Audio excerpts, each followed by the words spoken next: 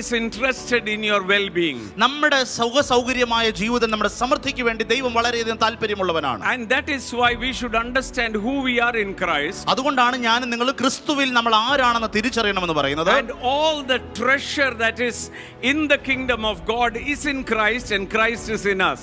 ദൈവരാജ്യത്തിന്റെ മുഴുവൻ നിധി എന്ന് പറയുന്നത് അത് പൂർണ്ണമായി ഗുപ്തമായിരിക്കുന്നത് ക്രിസ്തുവിലാണ്.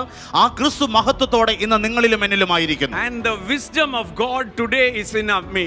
ദൈവത്തിന്റെ ജ്ഞാനം ഇന്ന് പകൽ എൻ്റെ അകത്താണ് ഇരിക്കുന്നത്. We don't work on human wisdom, we work on the heavenly wisdom. ഞാൻ നിങ്ങളും മനുഷ്യ ജ്ഞാനത്തിലല്ല ഞാൻ നിങ്ങളും പ്രവർത്തിക്കുന്നത്, മറിച്ച് ദൈവത്തിന്റെ ജ്ഞാനത്തിൽ എത്ര ഞാൻ നിങ്ങളും പ്രവർത്തിക്കുന്നത്. 1 Corinthians 1:30 says Christ is our wisdom. 1 കൊരിന്ത്യർ 1:30 പറയുന്നു ക്രിസ്തു നമ്മുടെ ജ്ഞാനമായി തീർന്നു.